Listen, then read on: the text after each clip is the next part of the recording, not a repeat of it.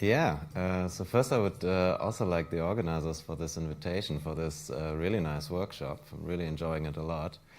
And while I have your attention, we have an announcement, we have a new nice PhD training network. It's kind of here in the EU and UK.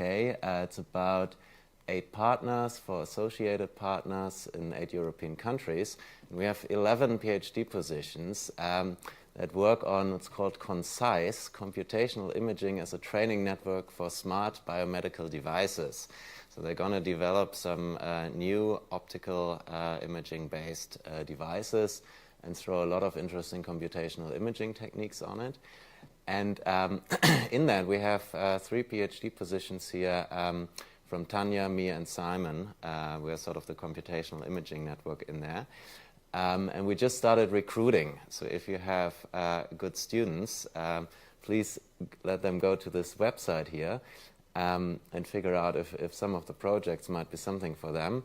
So Tanya's PhD student will work on photon transport modeling and image reconstruction algorithms for multispectral DOT. Our PhD student at CWI will look at adaptive compressed sensing using deep learning for nonlinear microscopy. I recently learned what it is. I had to go on Wikipedia. I now know what nonlinear microscopy is. It's really funny. Simon's student will look at learned adaptive encoder-decoder architectures for advanced fluorescence imaging. Also sounds pretty cool. So yeah, please spread the word. And with that, I go back to the topic of this session.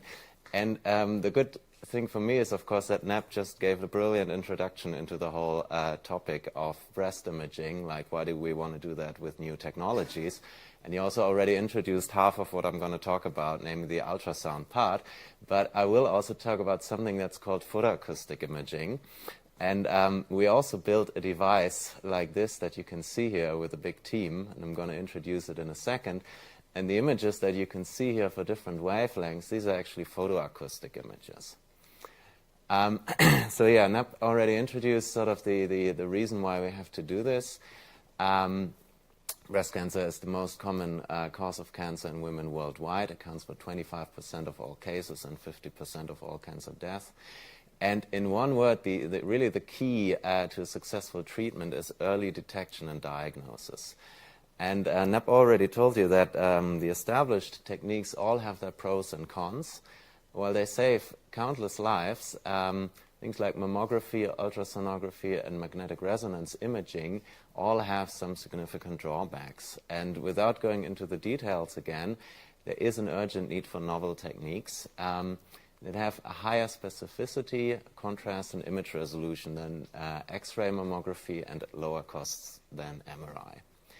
And 2 particular ones that we looked at are photoacoustic tomography and ultrasound tomography. And photoacoustic tomography we already heard during the workshop a couple of times, but here's a quick sort of non-mathematical reminder. The idea is, imagine I have a breast suspended in some coupling medium, which is water, and it's surrounded by ultrasonic transducers, which are these black dots here. And inside there you have a tumor that's growing a lot of blood vessels around it. Now you take a laser in the near-infrared spectrum, so that's non-ionizing radiation, and you flood the tissue with laser light, and really just a very short pulse. So the light comes in, floods the tissue, that goes really fast, and in region with a high optical absorption in this range, which is mostly in blood vessels, a lot of the optical energy will be absorbed very quickly, and then this leads to a thermoelastic expansion of the tissue on a very short time scale, and this leads to a local pressure increase. And if all of this happens sufficiently fast, then this pressure increase travels as an ultrasonic wave to the surface and through the coupling medium, where we can then catch it with our ultrasonic transducers. And that's a bit the idea of this sort of hybrid imaging technique. You send light in and sound comes out. And the good thing about it is the sound gets scattered much less when it travels back. So you actually get high-resolution images. They're quantitative. You want to look at optical properties, so that's the contrast that you have. And we hope that there's a lot of interesting novel diagnostic information in there that particularly helps with this question of, is this a benign lesion or what's going on there? Yeah, that's just okay. You record time traces. And why do we go into this near-infrared region? So this is the the optical absorption coefficient of tissues in this wavelength range that we look at. And here are a few of the most commonly occurring chromophores in breast tissue. And what you see, this is a logarithmic scale. And in this window here, you see that there's two that stand out. These are oxyhemoglobin and deoxyhemoglobin, so what you find in blood. And here, water and fat are several magnitudes lower in absorption. So if you image in this range here, you should mainly see blood vessels. And another interesting thing is here you see that oxy and deoxyhemoglobin have this nice interesting trend here that they sort of cross.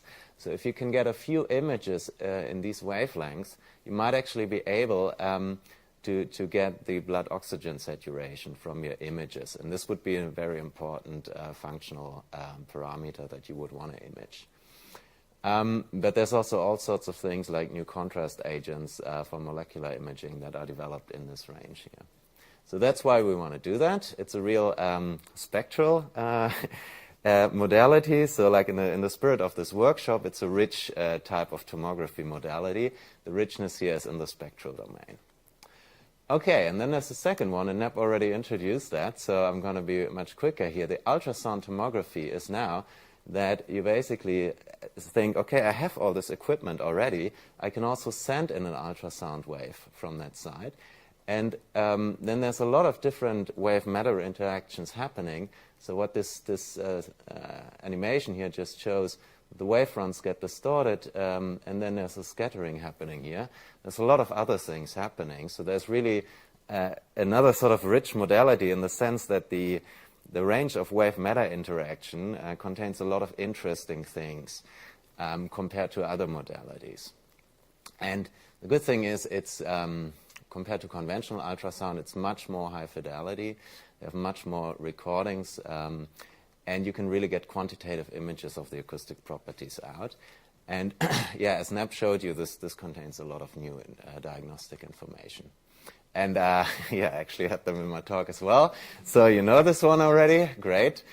I don't have to show you that again. But now our project was a big European Horizon 2020 project. And I started on that in, I think, my last half year at UCL. So we put a team together of a European team that wanted to build now a combined photoacoustic tomography and ultrasound CT scanner. And we wanted to see if we can get this nice sort of high-resolution maps of optical and acoustic properties, what new diagnostic information can it bring to the table. And so there's different partners in there. For instance, you need a very high-powered laser that can generate these very quick pulses very fast. There's a company Expla involved for that. You will need, so the photoacoustic signals are pretty weak in amplitude compared to if you would send signals through. So you need very nice transducers, so broadband, but also very low noise. And Informatica made these nice transducers. We have 512 of them in the sort of hemispheric bowl that rotates around the breast. And then there's a company in Twente, PA Imaging. They did a very nice job at putting together a data acquisition system. So like a whole scan takes something for a breast like 3 minutes. And during that, we also stream something like 120 gigabyte of data off the machine. So you really have to design acquisition electronics that can do that. And they also then integrate or build the whole system. University of Bern was contributing phantoms and developed certain algorithms for speed of sound imaging. Then the machine was actually then built in Twente. It's a region, or it's a university in the Netherlands, and it was installed in the university clinic there. And the coordination of the project was in the biomedical ultrasound group there. They also did a great job in doing very interesting phantoms, worked a bit on also using laser-induced ultrasound imaging. And our job at UCL back then was to do the quantitative photoacoustic image reconstruction techniques. That's how we got into that. And the codes that we developed were then taken by a team of at the Brno University of Technology, so they really are good at high-performance computing. So they take our slow, crappy MATLAB code and turn it into really fast CUDA code. And they do a great job at doing that. Good. This is a bit how it looks like. So this is the bed, or it's called a patient interface, which is a funny term, but in principle the breast is suspended here in a water bath, and you have this hemispheric bowl around it, which holds the light, the laser light torches and the ultrasound transducers. And under the table, it's basically on a rotating, or it can basically rotate around the patient 360 degrees. And in here you see these sort of cardboards that contain all the data acquisition electronics. And so we need to build all the electronics and everything in a way that it can rotate fully around. And then here's the big laser that needs a power supply and cooling. We need to actually have something for water treatment temperature control. And then there's, of course, another computer and so on attached to that does reconstructions. Now, what can we actually do in there as sort of applied mathematicians and inverse problems people? So in the first phase of the project, we needed to specify what should we be able to do with that machine. Like how deep should we be able to image, what spatial resolution do we want to obtain. So the radiologist basically told us, okay, the machine needs to be able to do this, that, and this. And then we needed to figure out, okay, in terms of designing the electronics and so on, what does it mean, like what type of transducers do we need to be able to satisfy these specifications. And back then we did a lot of simulation studies to actually decide some of these design goals.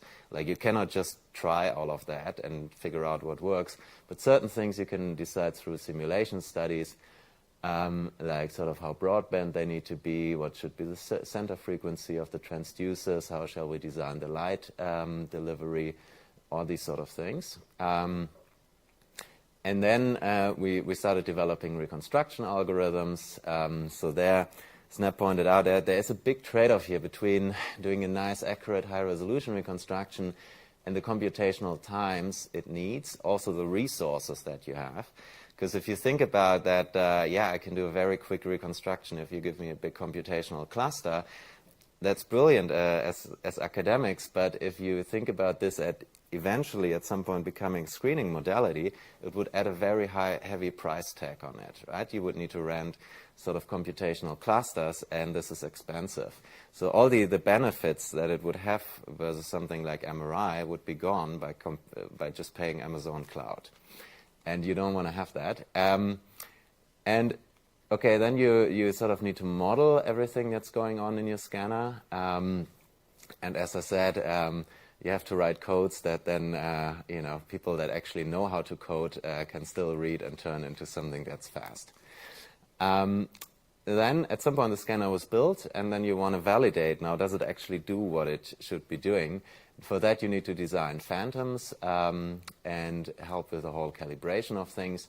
So that was then actually when I was already at CWI for quite a while, and this sort of happened when the pandemic started. So I spent a lot of evenings in the pandemic just looking at ultrasound time traces and figuring out what's wrong or right. Initially there was a lot wrong, but then, eventually things got a bit more right. And then you also need to figure out, okay, how do we process all that data and what can we still do? So we had an initial phase where we do measurements from phantoms and volunteers, evaluate the results, and then refine the measurement procedures before at the end, I think up to now we measured up to 20 patients. So as a small sort of trial to figure out, okay, if we have patients with different type of tumors and malignancies, what actually do we see with these new technologies? Okay, and now we come to the mathematical part. Just very quickly, in photoacoustics, we might have seen it already. In principle, there's two things we need to take into account. First, sort of the photon transport through the tissue. That's modeled by the radiative transfer equation.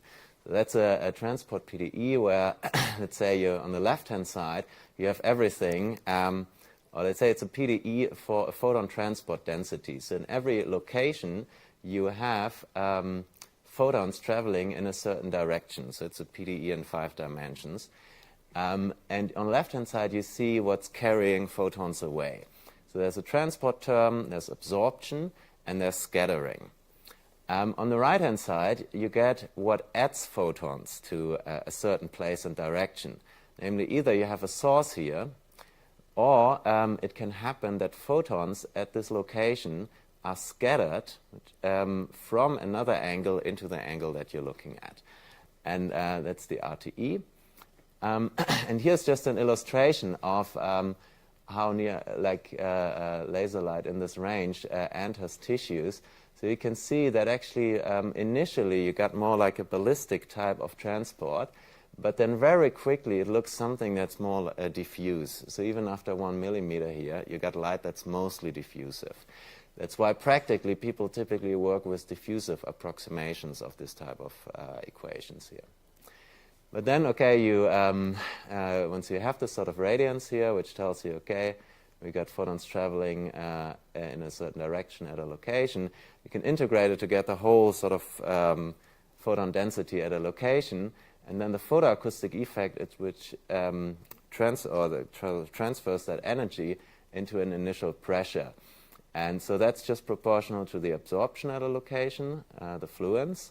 And then there's this coupling coefficient called the Grüneisen parameter, which for most of these hybrid imaging techniques, it's not very big. It's a small effect. You had the talk, I think, yesterday by Kim about how big is this coupling constant here, actually.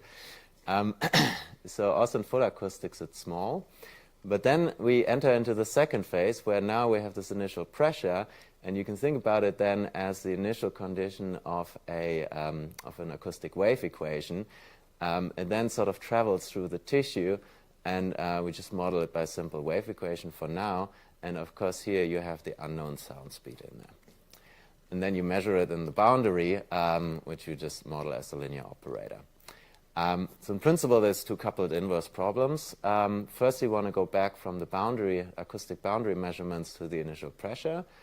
That's an acoustic initial value problem with boundary data that's only moderately ill-posed, so that's nice. And then in the second step, you would want to go back from these measurements to the optical parameters mu a here. It's now optical parameter identification with internal data.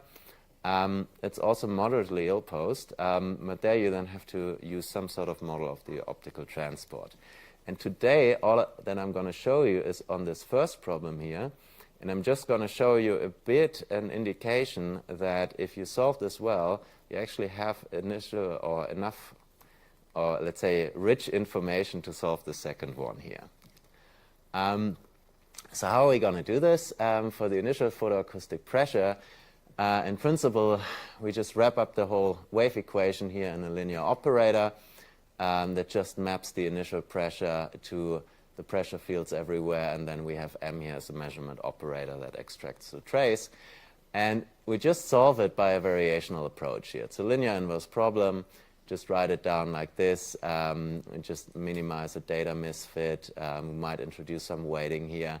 And you can add some regularization. But in what I will show you, there's actually no regularization involved so far. We first just wanted to see how the data looks by itself without altering it in any way. But we have just a non-negativity constraint here, which is a physical constraint. So we solve that by using some first-order optimization, some Nesterov-type accelerated gradient descent. We then have a projection step in here. And we stop, basically, we use a bit of early stopping. We don't really want to iterate too far because it just costs a lot of time, and eventually you'll see that you get more and more noise back if you do that. So that's relatively easy, I would say, or not easy, but in some sense we know how to do that. But now for the machine, you need to basically put all the model of let's say, your transducers and so on into this M here. So that's something that you need to think about. How do you actually calibrate that from measurements that you have? things like the temporal impulse response, the angular sensitivity, and then you need to understand, okay, what type of other parameters you have to choose, what artifacts will that cause. And a major problem is that we wanted to get below 0.5 millimeter on resolution. And if I compute this on this resolution, I need to do pretty sort of high-resolution broadband numerical wave simulations. So every time I apply A or A transpose, I need to simulate a wave. So it's a question, okay, how can you do that? So there's a lot of different acoustic wave solvers. And I'm not going to go into the details here, but there's like direct methods, integral equation methods, asymptotic ones. And you always need to think about it, do I want to do stuff in the time domain or frequency domain?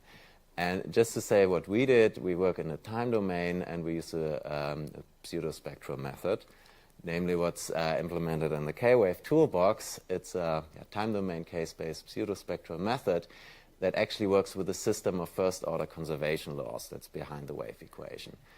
And the main sort of reason why we do this is the main sort of computational bottleneck are FFTs. And 3D FFTs are sort of the textbook example of when you should use GPU computing. And you can just make this stuff very fast on modern graphic cards. And we model, basically use a perfectly matched layer to model free space propagation.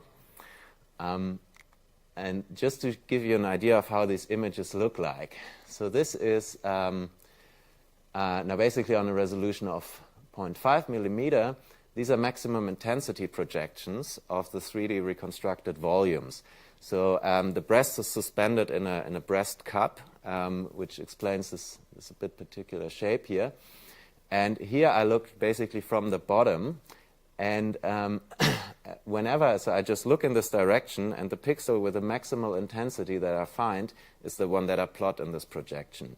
So you see, you get pretty high resolution picture of all the blood vessels. This is a side view. And here I've done nothing else than solving this here with 10 steps of an accelerated gradient descent scheme. And what I plot here is the relative data residual. So how much of my data do I actually explain? And as a baseline, I don't do any modeling of the transducers in any way. I just basically pretend that they are just point evaluations of the field. And then you see I explain, or the data residual stays is something like 97%. So I barely explain any of the data. Then if I use a spatial model for the angular reception of the transducers, basically just a disk that I fit empirically to some calibration data that we have, I get better. So I already now explain a bit more. I explain 10% roughly. Then I can also include the temporal impulse response of the transducers that I, again, get through some other calibration measurement, get a bit better. Then the next thing that I can do, or actually I should have clicked here. The interesting thing is, like, on this resolution, you will not really see the difference between these things because it doesn't really move any features. The features all stay where they are. What it actually does is changing the intensities here slightly. So from a qualitative point of view, you wouldn't really want to do that. But remember that ultimately we want to solve this, the full sort of quantitative problem. And for that, it's important to actually get these intensity values right. Now, the next thing that you can do is change the weighting here a tiny bit by accounting for the fact that the sampling of the acoustic field is not homogeneous. And this just accelerates the convergence here a lot. So you can think a bit about it as a preconditioning. So now we're already at something like 60% residual. And then if I just switch to a higher resolution, so from 0.5 millimeter grid, where I can model up to 1.5 megahertz in frequency space, I can go to 0.4 millimeter, where I reach up to almost 9 megahertz. Then you can see maybe see a bit that I get a better resolution image. And the idea here is, like, our transducers have a center frequency of 1 megahertz and then some certain broadband, or they have a certain bandwidth. And at this resolution, I capture most of the signal that I actually have, or I can work with most of the signal that I actually have. Okay, so that just to give a little impression of that. Then, of course, we validate, like now, what's the spatial resolution, for example, of the system. So just to give an idea of that, we made some phantoms here. That's just a sort of homogeneous blob in which we have little photoacoustic absorbers. They're like 300 micrometers thick. So we just basically have a grid of dots, and we image that. And then you can see like what's sort of the point spread function here of the reconstructions. And you can evaluate how does it change if I do more iterations of my reconstruction method, if I use more or less of these rotational positions, and for example, if I average signals to get a better signal to noise. The bottom line is we get something down to, I don't know, 0.7 millimeter resolution, something like this. Then you can also construct a bit more sophisticated phantoms that can probe into the spectral properties. So that's a sort of a breast model. So it contains different compartments with different optical and acoustic properties. There's even a little sort of tumor mimicking thing in here. And it has channels that can be flushed with real blood. So you have like a system here where you can get blood in a certain oxygenation and then flush it through this phantom and image it in our imager. And this is how oxygenated and deoxygenated blood look like. So we even see visually that there's a clear difference. And so what you can see here is a reconstruction. And what we did then is in the time traces, we actually picked out the point when the signal from this lowest vessel arrives. And we just looked at the signal intensities versus wavelength. And then what you can see is these type of spectral responses. And this is just a picture of the textbook spectra. So you can see you get very similar type of behaviors. So you also see this sort of cross here. So this is with an oxygenation of 8%.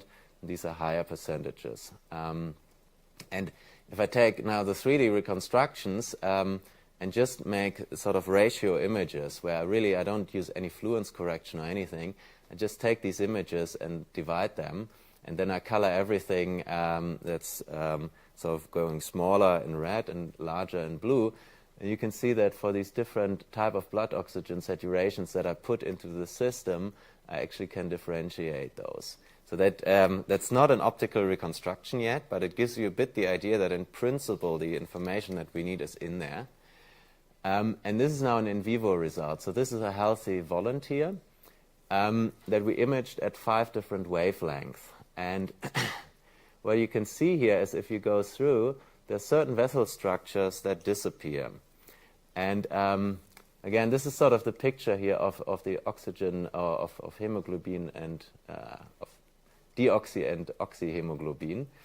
And you see that in principle, what disappears probably has a lower blood oxygen saturation. And then what I can do is I can pick out some pixels in these different blood vessels and just plot their intensities. And you will get very similar sort of results compared to what you get here. So that's a first indication. I mean, here I colored them in red and blue. So one of them are arteries and the others are veins, roughly. And it just gives you an indication that the information that you're looking for is in these images. You now just need to take an optical model and get it out. So that's sort of the remaining challenges here. Okay, and then I want to come to the ultrasound tomography part. So there, again, the sort of picture that we now send in a wave. So we have the acoustic wave equation. But now we got a source term here on the side, which is supported here on the boundary. And then I do a measurement. And I do that for a lot of sources. And just to give you an idea, in the patient protocol that we designed, we have in total 18,000 source activations. So that is a big number here. And the inverse problem is, if I get all of this data, I want to get back the acoustic properties.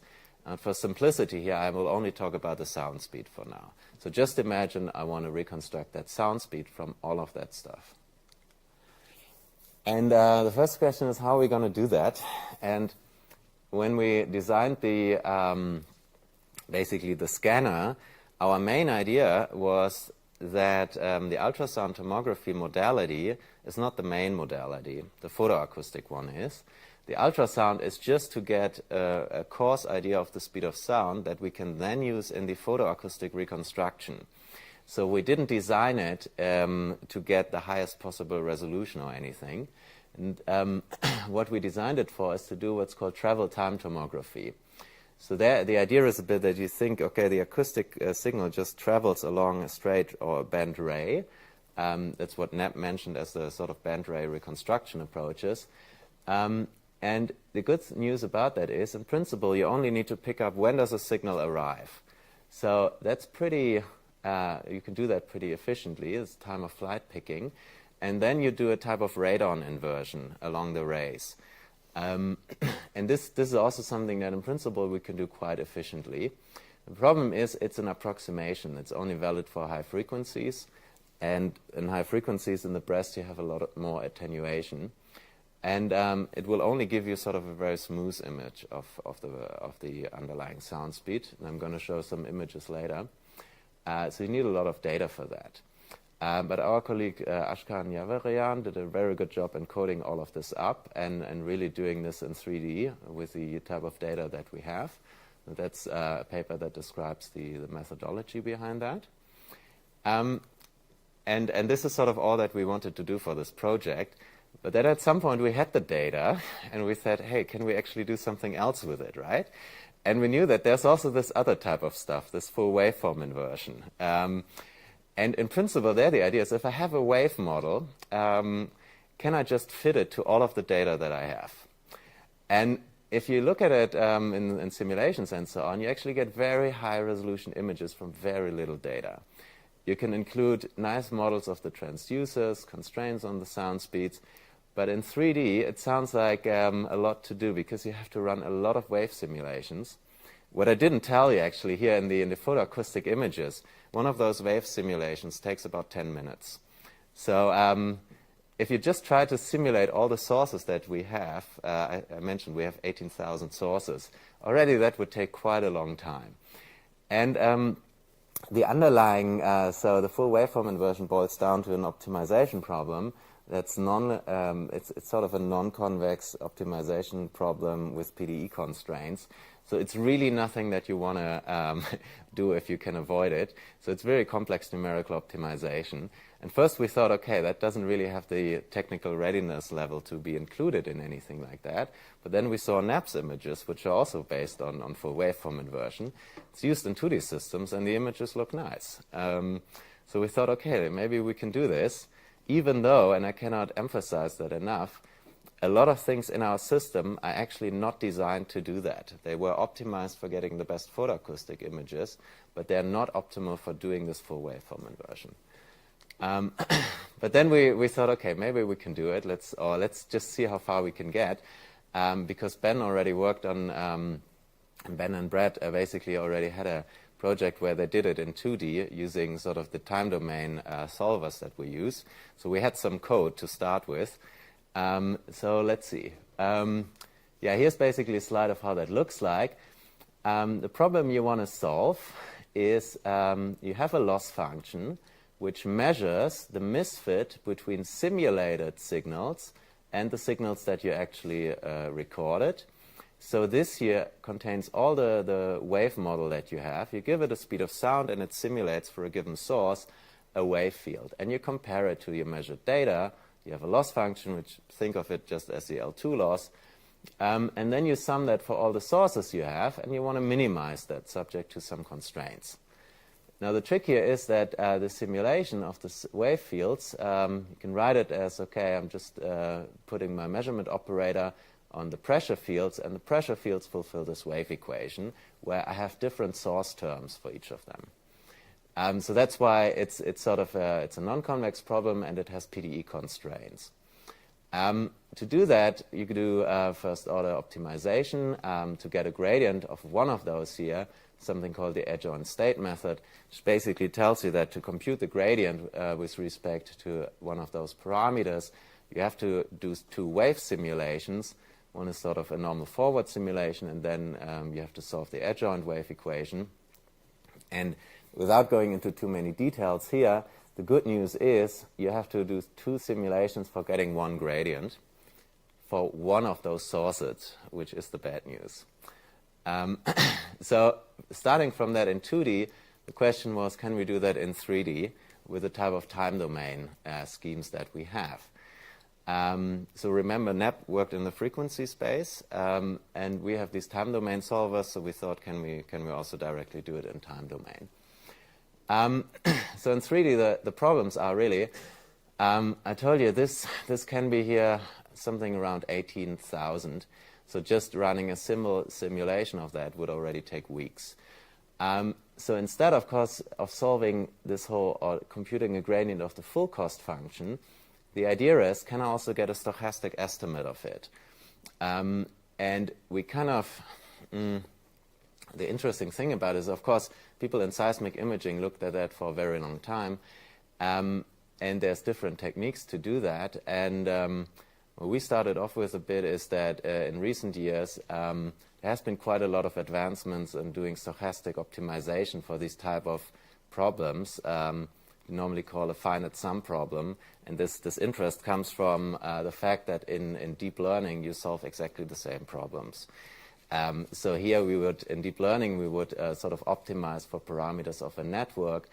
You have some sort of supervision, you have a loss here, and these would be your training samples. So there has been quite some developments there.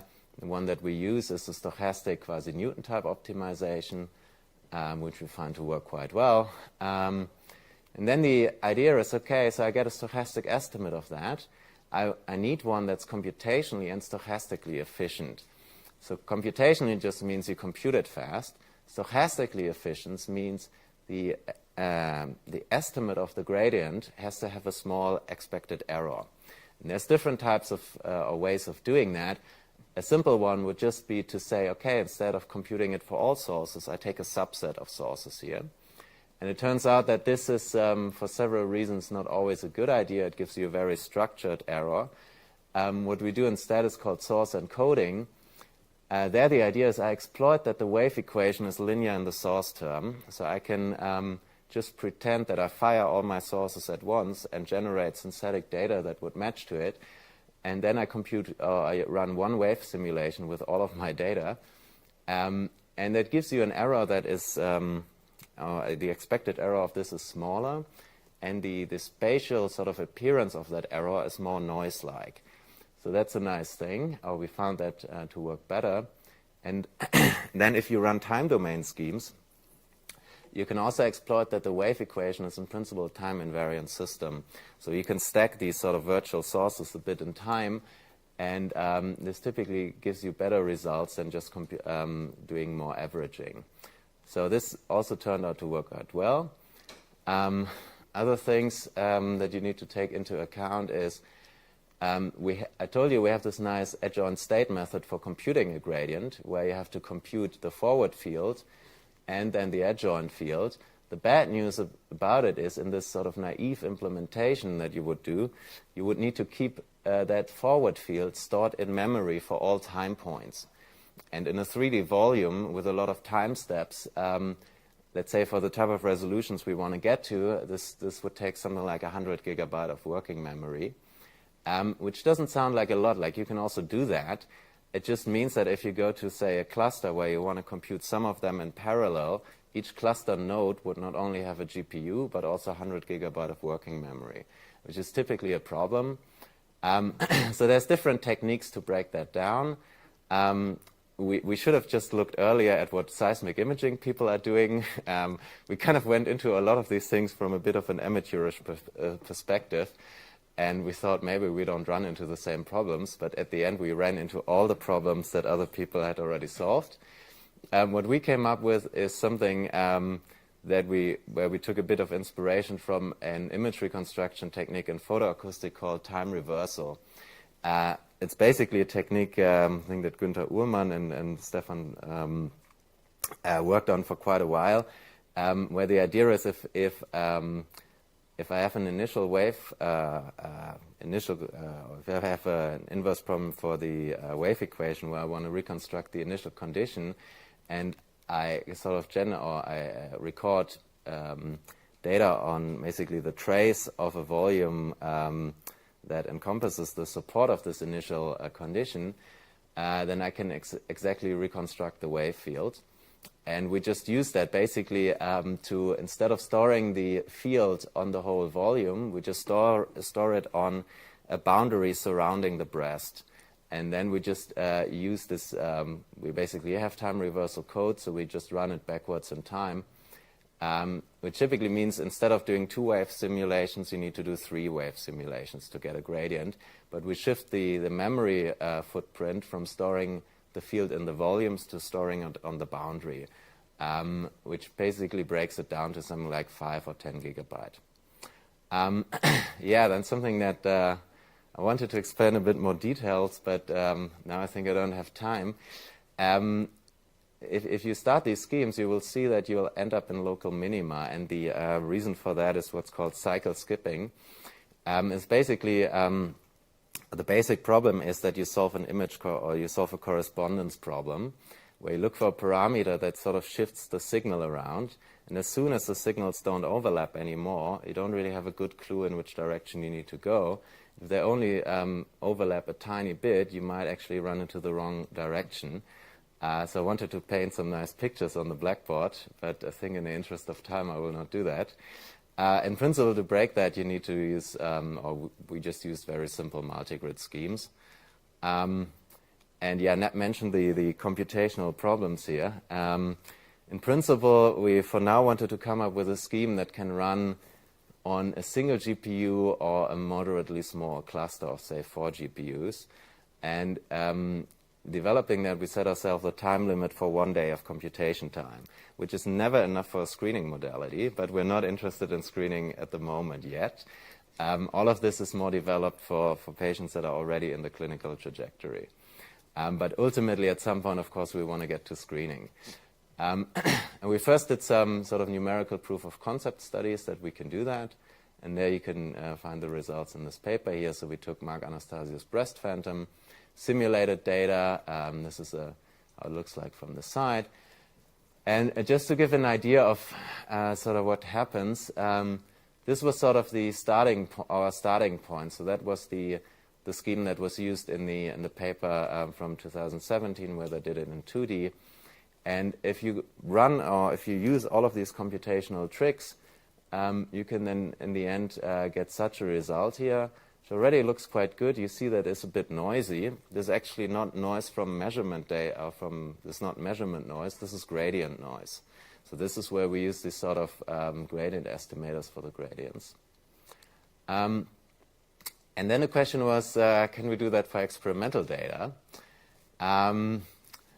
And I think I started with that in around 1.5 years ago when I had to quarantine alone for 10 days, and I needed some project to keep myself sort of busy and focused. So I thought, let's finally do this. So first I had to do all the photoacoustic stuff for experimental data. Then at some point I thought, let's try that. I mean, the good thing is we already had data from phantom objects, volunteers, and patients, so that was all there. And we also know how to do this ray-based travel time tomography, and so we had some reference reconstructions. And having done all the photoacoustic reconstruction yet, I also knew how to do the data pre-processing, how to model the scanner and everything. So I just had to start by modeling the protocol, how to read in the data. So one of these ultrasound CT data sets is around 100 gigabyte. How to pre-process it, then model calibration. So there you basically take something like measurements that you do in the water, and you try to figure out how well can I actually explain them with a model that I have. And at some point I got to a point where I can explain them up to 15% remaining residual, which I thought, okay, that's pretty promising. And then I went to phantom object, and yeah, this turned out to be very tricky. And so for the past 1.5 years, I was pretty often close to the point where I thought I need to pull the plug on this project, because I was kind of just doing that as a hobby project of a hobby project. So my main work at CWI is on X-ray CT. So this is a bit what I do on the side to keep myself entertained, but it's not a good idea. But just on the very last slide, just some ideas. So this is a phantom that we developed for checking that. And I just wanted to show you what happens if you just take water, like NAP did, as a background medium and compute one gradient with this gradient estimator. And I ran a bit into the same sort of initial confusion that if I compute on this grid, I actually only look at 2.5% of the original data, and still I got an image out which has very sharp boundaries and really shows me all these nice fine details here, which are channels in this phantom. So this was kind of the thing that got me sort of excited about this, because that actually shows you there's a lot of interesting information in that. And I won't have time to go through the other ones, but then you can put some other numerical phantoms in and see how the gradients change. And you will see all these problems like cycle skipping in those. But just to finish with like one really hot off the press this morning reconstruction on a 1.5 millimeter grid, which just uses 0.5% of the original signal. But just this is the time of flight reconstruction, which you see is very smooth. And this is kind of what we get up to now with this full waveform stuff. So which means there is some hope that you actually get some nice images. Not as nice as snaps yet, but there's still a lot of work to do. All right, and I think I want to just stop here with a little summary. Basically most of what I said. And yeah, happy to take questions.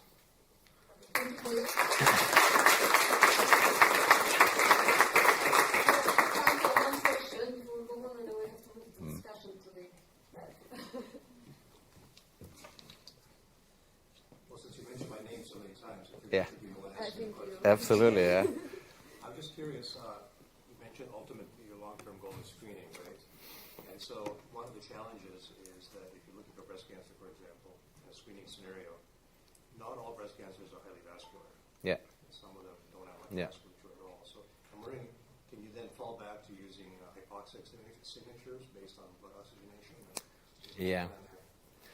Yeah, I mean that's a bit what we're trying to figure out now with a study where we have we measure different patients with different type of malignancies, and we actually want to see if we combine all these modalities, then what can we add in terms of specificity, and that is one of the big questions, like how do different cancers actually present themselves in photoacoustics, and to be honest, like some of that work here that we do now on full waveform inversion is by kind of looking at, for example, images that you produced and say, well, if we could get both of those things in one modality, then we definitely have a much better then we can get both of those with one shot, and then we should have enough information on the table. Yeah. Okay, thank you again, Felix, and we will move to the next speaker.